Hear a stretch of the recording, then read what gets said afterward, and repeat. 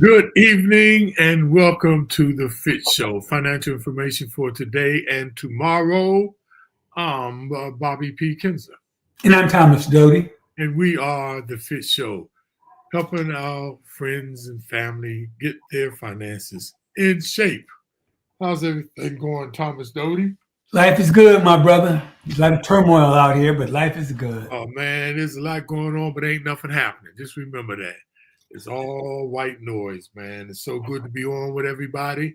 This is our 191st show. We're going around the country and, believe it or not, across the pond to the United Kingdom. People in and watching, their time hasn't gone back yet, if I'm right. Gone forward.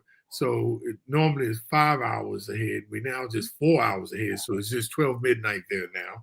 So hello to my wonderful friends who, Charlie Chip, that y'all are, that's my British accent though, by the way. I know you. So something foolishness right away. That's how the British say it. So look, you all, we just want to remind everyone that give you the disclosure statement here. We're not financial advisors. We do not have any fiduciary responsibility. We're not licensed, but we are financial educators, and we're trying to give you information that you can use, okay? News that you can use and apply, and make sure you click on the heart button, please. It's very important that you do that.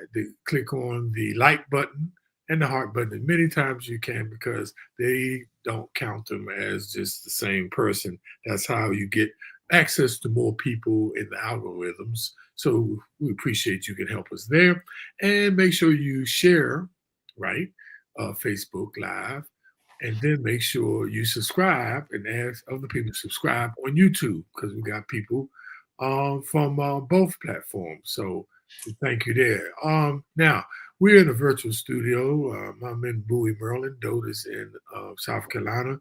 And what we like to do is make it interactive. And the way that we make it interactive is if you place comments in the comment box, if you have any opinions or questions on what we're talking about, or if you have some new topics you'd like for us to consider at another upcoming show, please. And if it's some people you think we should interview, please put that in the comment box. We really welcome that so much. So please do that, y'all. We appreciate that. But we like to make this as interactive as we can, and that's the way we can about you putting comments. So now that I've gotten over all the administrative things, just want to let you know last week's show was how interest rates affect your mortgages.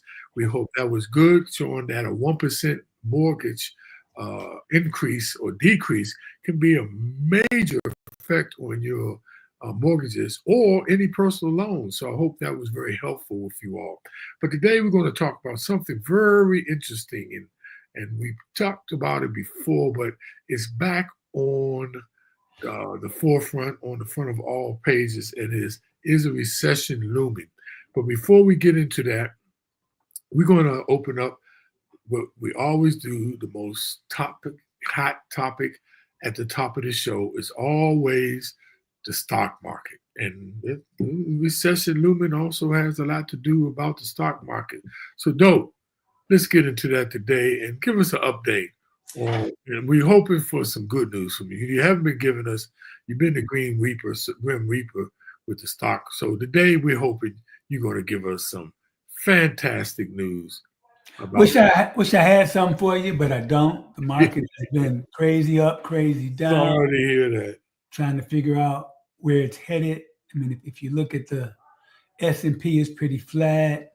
NASDAQ's up slightly. Microsoft and Apple both up a little. NVIDIA took a hit, which was really, that's again, it's like people look for bad news about NVIDIA. There really is none, but people keep trying to find none. Now it's more or less talking about the between the tariffs and some things that are going on in China that are going to affect NVIDIA stock price, and also with the possible recession. There's a lot of negative stuff going on with NVIDIA, but I still think it's a stock, and it's still one of my favorites. Well, the stock split too, by the way, Dope. When it split 10 to 1, I think it was 10 to 1, right? Correct. It started at 120, so it's below what it's when it did the stock split. It's below what it split at. Yeah, but again, I got in at 17, so I'm still crazy way up, and I still plan on sticking through this one. Well, Goat, I got in at 120. So, okay, you got a loss to offset some of those other gains you got, but Google's down slightly, Pfizer's down a little bit, and Palantir is up. But this has been an up and down crazy market. Still unsure of how to react to what's going on with the tariffs. I think tomorrow the Fed's going to take a look and see if inflation is doing what they want it to do. That's going to determine when and if they cut interest rates. So, and just all the uncertainty with the overall market and what's going on in Washington, D.C. is really having a negative effect on the stock market. And as we're going to talk about tonight, there are some indicators that it look like there may be a recession and slowdown looming. So wish I had some better news, but I don't. This is just a good time to kind of sit back and not panic, look for bargains, because a lot of time when the overall market goes down, good stocks go down with the market, but if they're good stocks, they're going to recover a lot faster than some of the other things. So hang tight. And, just hang tight and don't do anything rash or don't panic. Yeah, but prepare, and that's why today's show is going to be very important, because we want to talk about, if there is a recession, some of the things you can do, and that is good news that we bring you today, because you just don't have to the more you know, and understand about a recession, the better you are prepared. And like Doe said, you do not overreact. And if there's some things you can do, you do them. So we're just going to discuss a few things today. But right now, once again, commodities, gold is up. Gold is over $3,000 now. First time ever, an ounce. And guess what's moving, Dope? Silver. Oh, really? Silver too. And silver is now $35 an ounce. I got in when it was $16 an ounce some time ago, and it hasn't been moving. But now, and that goes with the education about commodities and inflation, and inverted relationships between commodities and inflation. Usually, commodities are inflation things to warrant against inflation. Usually gold goes up when inflation increases, things like that. So right now they're going in step, and that's a good thing. Let's talk about the cryptocurrency market, Dope. Now, it's crazy. Now, last week, the market was up by 4% week to week. And this week is up again for, 3%, close to 4%. But the Bitcoin was up about 4% last week and is up 4% higher again at $3,152 change between last week and now. The Bitcoin is now at $87,155 per Bitcoin. Last week it was at 84,000. So it's starting to get back. And I hope the people who've been following us and why we've been showing cryptocurrency is that you can see how volatile it is, but yet it has its place if you get in and hold it and and have a strategy with it being a part of your portfolio.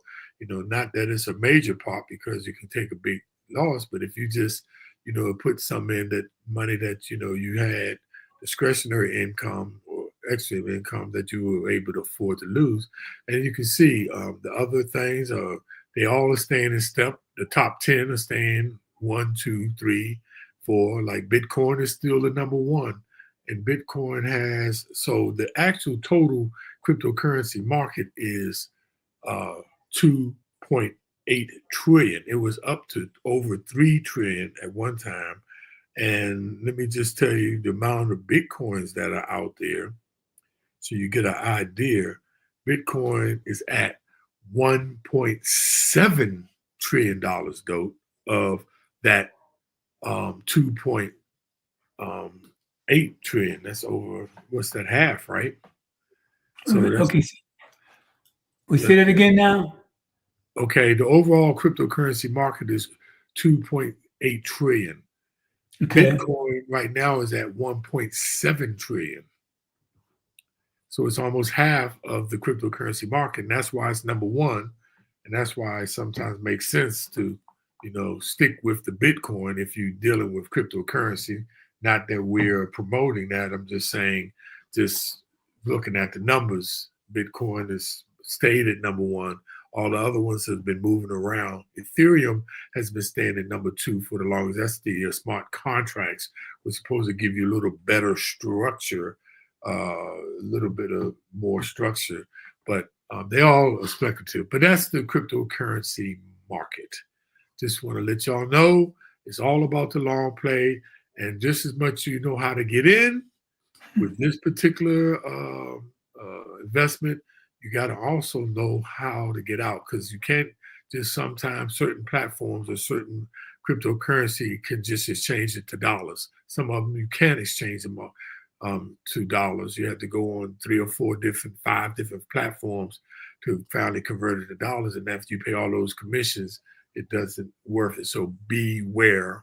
And like we always say, know what you're investing in. So with that, Dope, let's bring people up to date. This topic is recession around the corner. Should we be feared? Should be what's going on, though?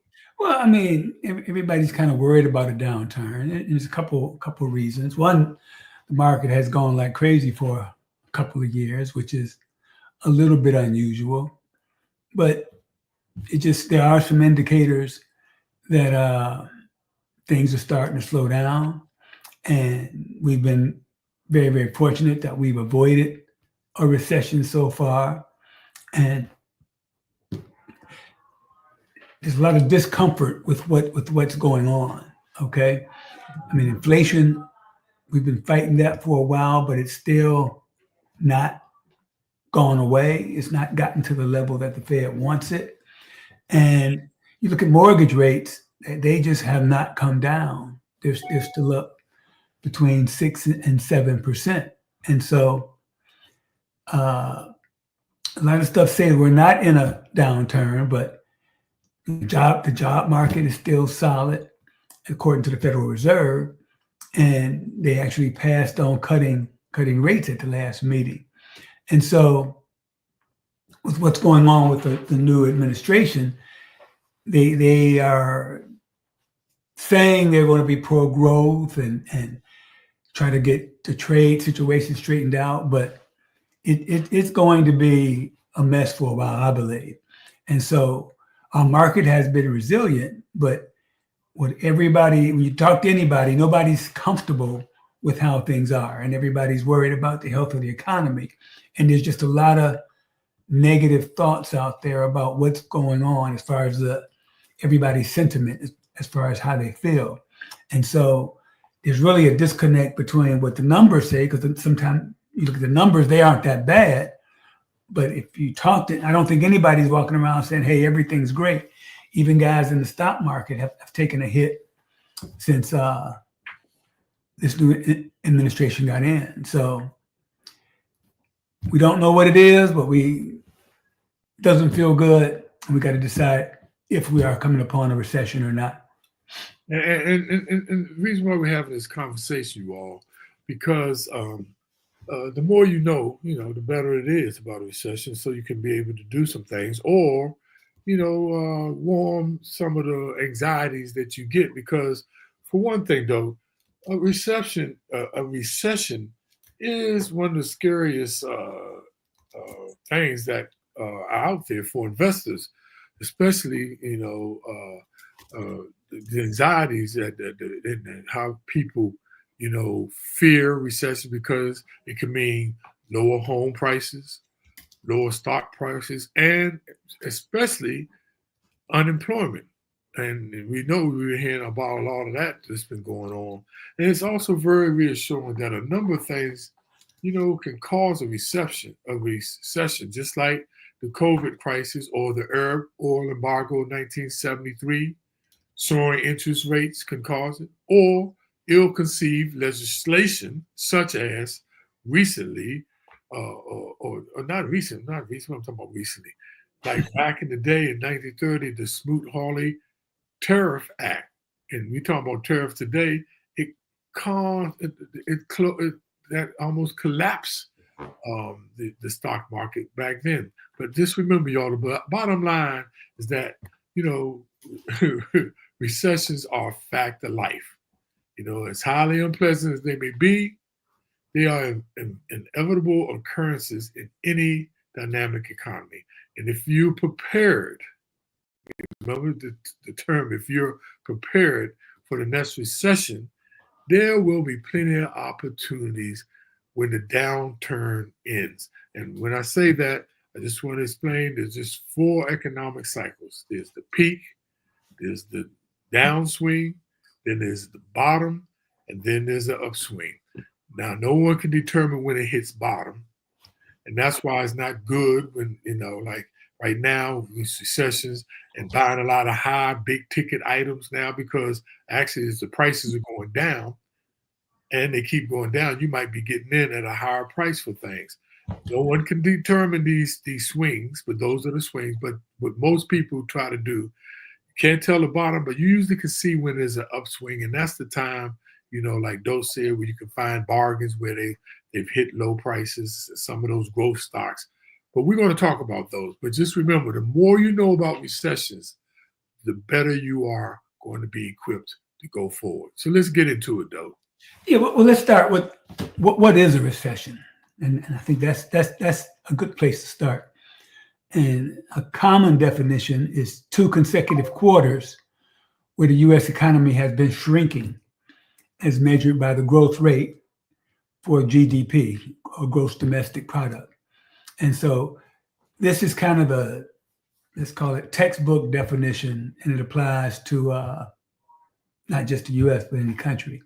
So some stocks market analysts might refer to an earnings recession, where the average growth rate of the largest stocks has been negative for 2 quarters in a row. And so that actually happened in late 22 through mid 23. But generally, recession means a sustained decline rather than just a short-term disruptions. And could be a bunch of reasons why it happens. We had the global financial crisis in 2008. You had the war in Ukraine, or even Gaza, what's going on over there, and the pandemic. Those kind of things can cause recessions. And sometimes people can look at downturns that can catch anybody off guard. So that's what we're trying to make sure you're aware, that the possibility of a recession is out there, and we will make sure you're prepared Yeah, and I know we've touched on this before, but it's the more you know, the better you are. Now, how long does recessions typically last? Though this is really interesting, right? Now, the average length of recessions going all the way back to 1857 is less than 17.5 months. Now, some people might think that's a long time, but that is really not that long. You know, a little bit more than a year. Now, recessions actually have been shorter and less severe since the days of the Buchanan administration. Like one of the longest term recessions was in 1873, though. Can you imagine this? It lasted 65 months, Ooh, right? And, ooh. and, and then this thing about the Great Depression, right? The 1929, that lasted what, 43 months? What's that, about 3.5 years? Can you imagine that, though? But I thought, believe it or not, though, I thought the Great Depression was longer than that. But 3 years is pretty tough to go through. Economy just collapsing. Now, It depends on how much money you got, right? If you got money, it ain't that long. yeah, because that's interesting, though. 'Cause you know what they said, though? One of the studies showed, though, that back then in the 20s, a lot of black people were not allowed to put money in white banks and banks. And when the depression hit, and all those people had those monies, the big muckety mucks had the money, or elite people lost all their money. Black people actually money was safe, and that's how a lot of them started businesses and started like the Black Wall Street and all of that kind of stuff in Oklahoma and in Florida. It's amazing. But let's look at the period since World War II recessions. They have been less. The average, though, on recessions since World War II averaged only 11 months, less than a year. Now, that's part because the bank failures no longer mean you lose your life savings. Thank God for what? The FDIC in 1933, right?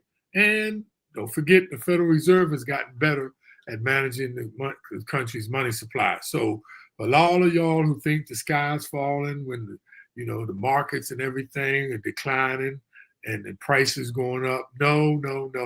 We got the great FDIC and the Federal Reserve, believe it or not, they will always continue to print money. But this is my last point, though. Now, the longest post-war recession was, believe it or not, though, what they call, since World War II, the longest recession was the Great Recession. It began December 2007, and it ended June 2009, and that's in the Obama's administration, where people don't give them credit, a total of 18 months, right? Conversely, to check this out, though. Now, put that alongside the pandemic recession, which was in 2020, which lasted only 2 months, the shortest ever. Remember, the market dropped about 40%. People were panicking about their 401k plans, but it came back within 2 months. And that actually averaging in with since the depression, that actually made those numbers even higher from 2007 to 2009. Yeah, and that's how long they last. Now, how often do they happen? Since 1857, they've occurred on average about every 3.25 years. Okay. So that's about every 40 months. Okay.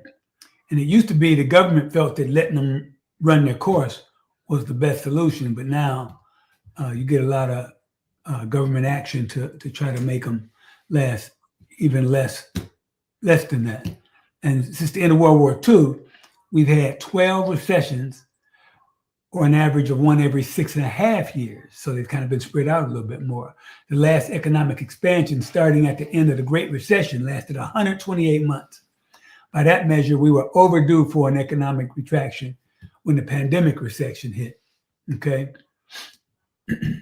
And so I just want to talk a little bit about what was the hardest recession, though. And the hardest was, like I said before, 1873, until the Great Depression of 1929 rolled along. And guess what? That whole thing was collapsed was one of the major banks called the J. Cook and Company Bank. And that caused a chain reaction, which we saw in the 80s, right, in the bank failures, the savings and loan crisis. And then what we saw Remember in 2008 with a bunch of banks that went down, over about 25 banks went down. And that was a lot. But in the 80s, man, when I was working for the Federal Savings Loan Insurance Corporation, we closed over 747 banks, though. And those bank failures also were the cause of the collapse. And the New York Stock Exchange back in that day shut down for 10 days. Can you imagine, though, if the stock market closed for 10 days and people couldn't trade their stocks in or out? So it'd be ugly. it'd be ugly. Yeah, and what's the worst effect of a recession? There's an old joke that says a recession is when someone else loses their job, and the depression is when you lose your job. Okay, and so your job is your main source of income. That's why it's important to have a few dollars put away in an emergency fund if you think your job may be at risk. And the way things are going now, I mean, if you have a federal government job, now you have to be worried at the rate that they're cutting. The tech had their big cutbacks. And if you think about all these laid off people flooding the market, it's going to be hard to find jobs. I think it's going to be rough for a little while. So this is why it's very important to put some money away. And we're not trying to get anybody to panic and think the world's coming to an end. But there's nothing wrong with being prepared and to just assess your situation. And if you think you might be in danger of losing your job, start looking. Start looking early, or tidy up your resume, or try to improve your skills, and just always be prepared in case something like that was to happen. So, what are some of the reasons why we talking about this? Let's talk about when is the best time to buy stocks in a recession. Now, historically, the best time to buy stocks, according to the National Bureau of Economic Research, they are the ones who usually announce that there's a start of a recession. Now, it takes the Bureau at least 6 months before it determines if a recession has started. Occasionally, it takes longer. And I don't know if you realize when George W. Bush, he would not declare a recession for nothing in the world. And by the time they declared it, it was the Obama administration, right? So the post-war World War II recession lasted only 11 months. And oftentimes the Bureau has figured out, by the time they figure out the recession, it's usually close to the end. So when we hear the news, it's usually way after the facts, and many investors anticipate the beginning of recovery long before, the National Bureau of Economic Research even declares it. But stocks begin to rise around the time, actually, the economic turnaround. And that's where me and Dope usually talk about those economic cycles when it's bottom out, they're starting to upswing and those prices are still low, because the worst time is getting at the peak, right? And that's, where that's what most people do. They get in when it's high and jump out when it's low. But I just want to tell you, there's in most cases, the MBR was called the pandemic recession on July 19th, 2021, to be specific, though, or remember, 15 months after it ended. But meanwhile, the Standard & Poor's gained 50% from April 2020, though, to July 2021. Wow. 50%. Wow. So, yes. Yeah, so you think about your portfolio and what you should be doing, yes, to get ready for a recession. And, most people always want to be defensive and protect your hard-earned cash.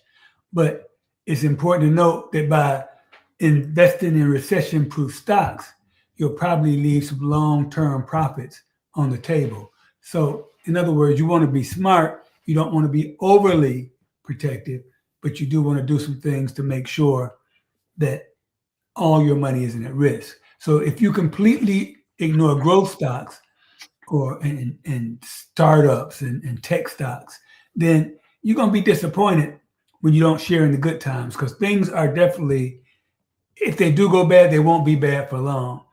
And even defensive recession-proof stocks can stumble. So there's no guarantee that you're protected either way. And so the best way to do it is a balanced approach. It's always the best course of action. You don't want to go too far one way. You don't want to go too far the other way. You want to kind of have a balanced approach. And we always talk about diversifying. That's the same thing. So you want to have some recession-proof stocks, or let's call it some safe things. But in a diversified portfolio, you're still going to be invested in the market as you normally are. This goes back to what your risk tolerance is. And again, we always talk about, I'm a little more risky than Bob. And so during these times, I'd have a little more money invested in growth stocks, even though things are looking bleak. And so you don't want to go all in on recession-proof stocks, just as you don't want to go all in on risky stocks. You want to find that sweet spot where you're comfortable that you're protected, but you're not being overly cautious, okay? And so, again, try to find that happy medium where you're comfortable, but you don't want to be totally defensive. And remember, a recession usually affects people's 401k plans, and it affects your home prices, your home value. And mostly for most people, that's their main asset, right? Their 401k. And that's why we're just trying to share this kind of information with you, because you don't want to get out there and be too risky and be 100% in the New Horizon Fund out there, or the International Fund, which I know some of my friends are, because they didn't know that their 401k was that highly. Now they reap great benefits though, but they didn't realize it. But now in these times, and like I said, I know recently somebody called me and they were 100% in the most riskiest high. We always say risk is from 1 to 5, 1 very low, 5 very high. I have friends in the very high, and you might want to, now if you can stomach it, fine, but you need to really consider staying in those very high risks especially in your 401k plan and your stock portfolio. But let's talk a little bit about the best thing to do with your money, period, in a recession. You need to pay off your credit card debt. We always talk about that. Here's why. Paying off your credit card debt, the charges is about 21% right now. Some of them are going down now because interest rates are going down. Around about, could be 19, 18%. That's roughly equivalent to getting a 20%, 21% return on your investment. Now, you're not going to get that from most other investments during a recession. So that's another reason why you need to think about, definitely pay down your debt and not picking up any debt on large ticket items, especially large items that's going to be costing you a lot, and you're going to be paying more for it because of this recession. Now, with that said, bond prices typically rise in value during a recession, provided the recession isn't sparked by rising interest rates. Now, if you recall in 2022, when the Fed began raising interest rates at the fastest pace in more than 4 decades, the bonds took a nosedive. It was supposed to be an inverted effect. When interest rates go up, bond prices go down, like stock market go up, bond prices go down, stock markets start going down, bond prices go up. But they were changing the Fed interest rate so fast that it was a one-for-one decline, and normally it's an adverse effect. So once you understand that, and that's one of the things we want to make sure you have a balanced portfolio, of some, money markets, your emergency fund and a high yield savings account, and some growth, and in some bonds. And me and Dope, we believe in actually treasury bonds. But go ahead, Dope. Yeah, and there's a lot of early warning signs. What should you look for? And really, all you got to do is read some of the headlines about how things are slowing down, the job losses that people are suffering, even though a lot of the job reports keep saying the job market is strong. I'm sure everybody knows somebody who's been laid off recently. Yeah, and that's really, forget about all the yield curves and all the indexes and all that stuff, you can kind of look around and see what's going on in the market and know things are going to get a little tough. And that's why you need to prepare some things as far as getting we always talk about having your own house in order. Bob mentioned paying off your debt. And just in general, now would not be the time to go out and make an extravagant purchase, because things may get a little dicey. And I'm not sure where your income is coming from. If it's coming from a job, there's going to be a lot of jobs that are going to be in jeopardy as these whole things shake out. I mean, who knows what the next thing that this administration may do. I think the automotive market is kind of twirling now because of the tariffs. Everybody's trying to get their arms around who's going to be affected, what's going to be affected, because, a lot of people still look at Ford, GM, and Chrysler as American companies, but that's definitely not true. They are all global companies. And so I think I was telling Bob earlier that there's no car made in the United States that uses 100% U.S. parts. It may be assembled here, but at least 20% of the parts are sourced from a foreign country. And so these tariffs are going to affect everything. The price of cars are going to go up. The trickle-down effect of that is the auto parts stores are going to get a lot more business, because a lot of people aren't going to buy a new car. They're going to hold on to their own old car, so they'll be buying parts to keep it running. If you take your car to the dealer for service, they're going to make a lot more money, because, again, people will not buy new cars as they go up, and especially since they cost so much anyway. So again, that's just one market that's affected, and the tariffs are going to affect a lot more markets the same way. So things are going to be dicey.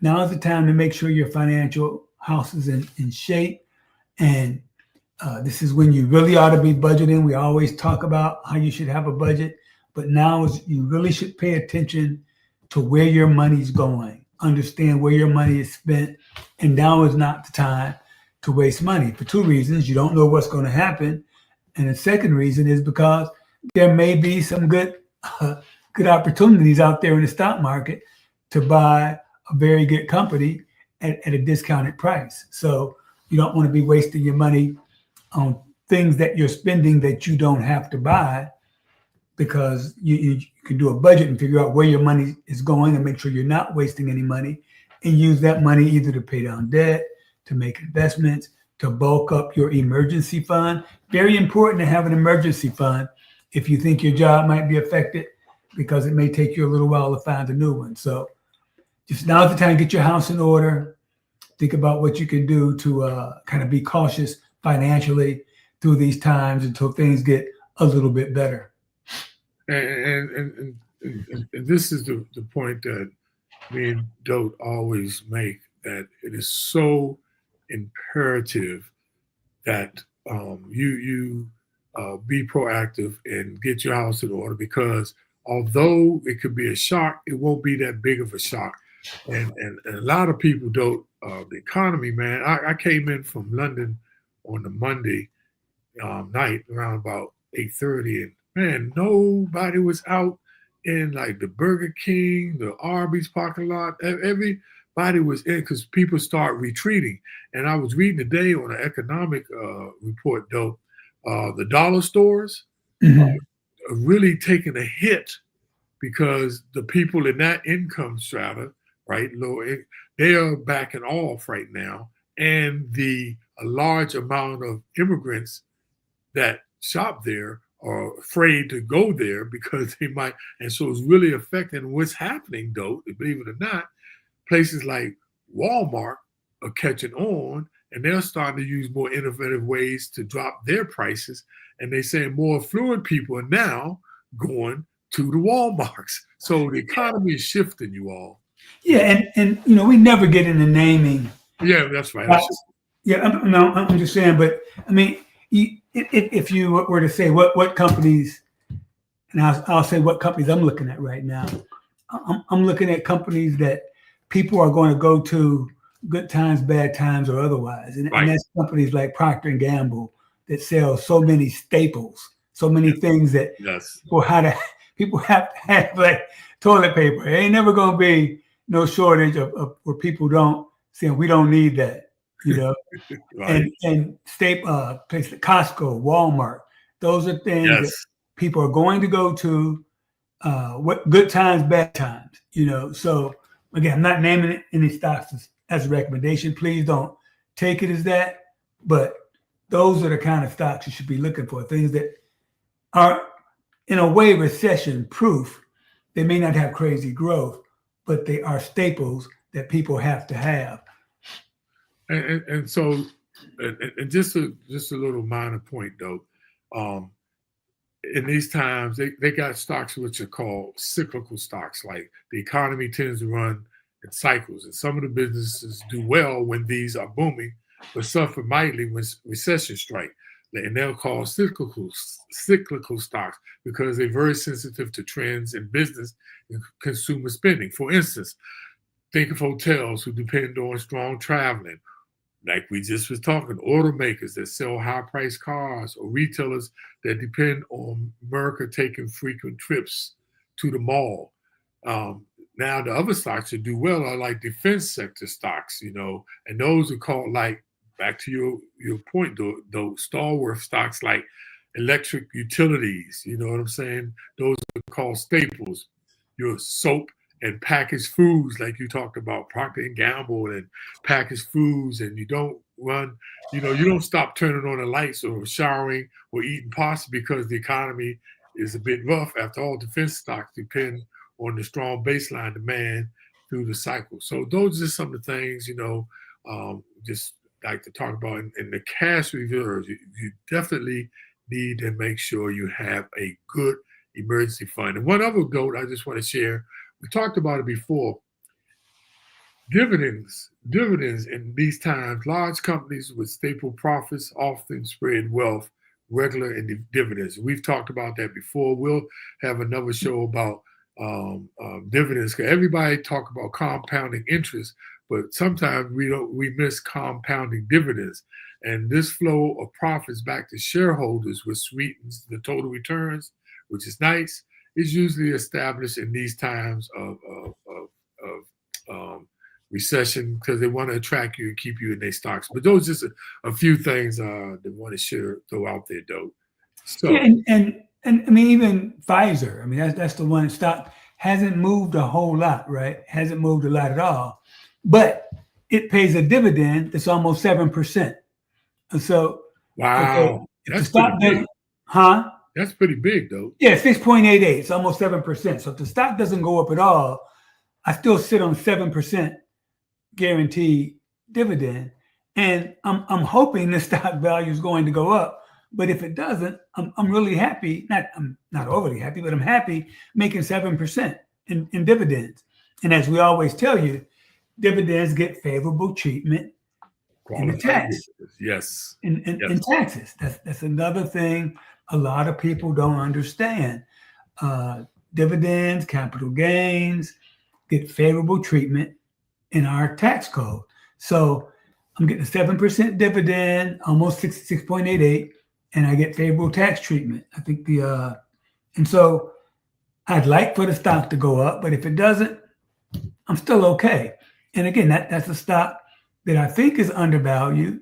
And I actually think about buying some more of it again, because I think if things do go into recession, getting 7% will be highly sought after, highly sought after. Yeah. And that's why it's so important, you all. We talk about this all the time. I know we sound like a broken record because it works. Having a balanced, diversified portfolio is so important. And that's the key to make whenever the times are up and even when the times are down.